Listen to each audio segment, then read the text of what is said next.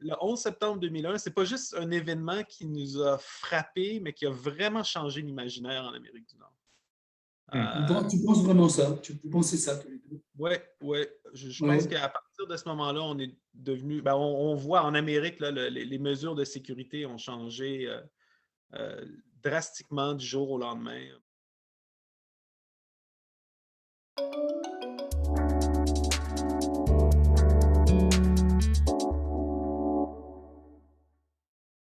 Toi, tu dis, il y avait le monde d'avant, le monde d'après. À partir de là, il n'est plus pareil.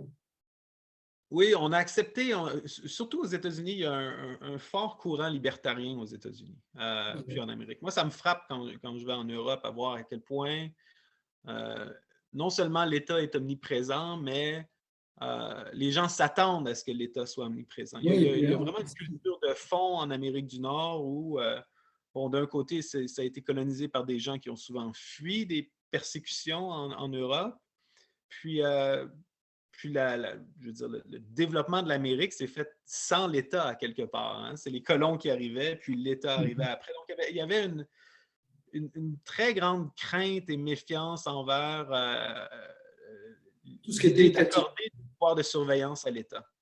Puis, on se souviendra, le Patriot Act qui a été voté dans la foulée du 11 septembre permettait tout d'un coup la collecte de renseignements qui, dans le passé, aurait été complètement interdit par la loi américaine.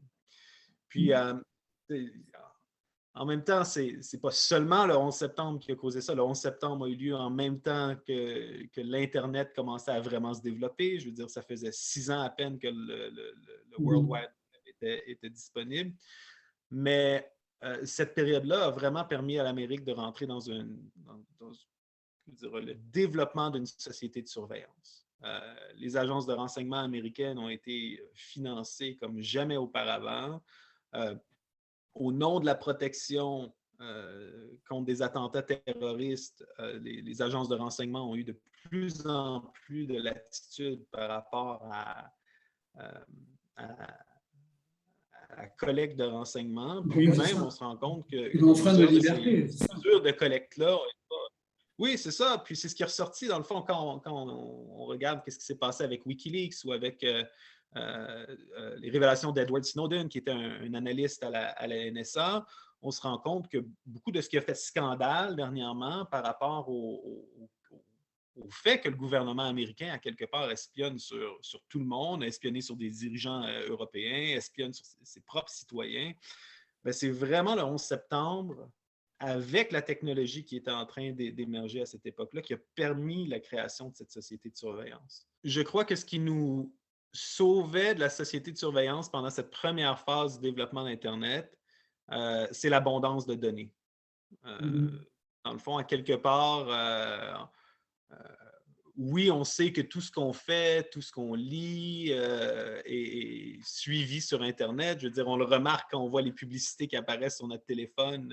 On dirait des fois qu'ils suivent nos conversations, qu'ils suivent nos déplacements.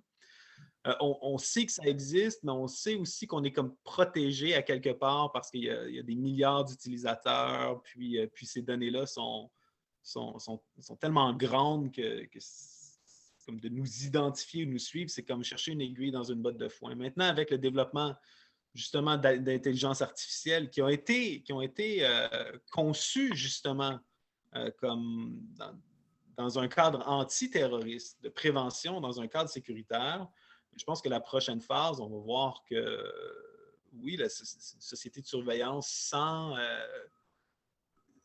sans mesures préventives, là, sans mesures comme on voit par exemple en Europe apparaître, donc le droit à l'oubli, le droit à l'anonymat, ben, on risque d'entrer dans effectivement une société de surveillance de laquelle il serait difficile de sortir. Ben Laden n'a jamais vraiment très clairement expliqué pourquoi ils avaient fait ça, quel était le sens de cette affaire-là. Qu'est-ce que vous pensez? Quel était le sens? Est-ce qu'il y a un sens à un acte pareil, quoi?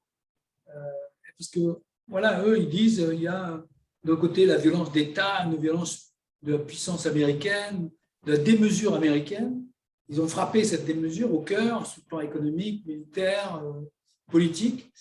Ils avaient envie d'en faire encore plus. Mais globalement, est-ce qu'on a une explication? Je pense que la lecture du sens qui a donné aux attaques du 11 septembre, j'aime utiliser le terme d'attaque aussi, de temps en temps. Oui, bien sûr.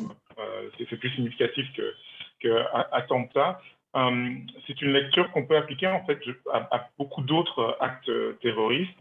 Voilà, au mois de septembre, en ce mois de septembre particulièrement, et les procès des attentats du Bataclan là, qui sont en train de s'ouvrir. Il faut savoir que les actes terroristes, en plus d'être des actes criminels et épouvantables, sont des actes qui sont hautement symboliques. Et particulièrement parce que ce sont des actes qui sont à la portée d'un petit groupe, d'un petit nombre de personnes qui se font les représentants d'une masse de personnes qu'ils considèrent comme injustement traitées et estiment devoir infliger des dégâts qui sont horribles et qui marquent en fait la conscience publique. C'est vraiment ça le but en fait. Un attentat. C'est ça, un attentat, c'est un acte de communication en fait, plus qu'un acte militaire. C'est de frapper les consciences et de dire voilà, nous avons notre dignité. Alors, ce que je dis ne justifie absolument pas les actes, mais essayons de nous placer dans la peau des personnes qui fomentent ces actes. Qu'est-ce que vous voulez nous dire? C'est ça. Ils cherchent à nous dire, bon, le 11 septembre, c'était suite à plusieurs humiliations et injustices ressenties, un devoir aussi une impression, pardon, de devoir défendre la dignité de leur interprétation de la religion islamique, et de se placer dans une logique de guerre sainte, c'est-à-dire, voilà, on a été humilié, on a été attaqué, on va contre-attaquer avec les moyens qui sont les nôtres. Donc, il y a les analystes en sciences politiques, au tournant des années 2000, ont parlé de revanche des sociétés du Sud, c'est-à-dire qu'il y a cette relation de déséquilibre, cette relation d'hégémonie par rapport de la part des sociétés du Nord, en particulier les États-Unis, qui, à la fin de la guerre froide, ont eu la suprématie, c'est appelé le gendarme du monde, avec des moyens militaires, financiers, diplomatiques incontestables. Et ce sont par des actes comme ça, mais aussi d'autres qui sont des tactiques de ruse, en fait, que des groupes qui se sentent eux-mêmes comme sous la coupe de puissance hégémonique, de manifester leur puissance, leur capacité d'agir.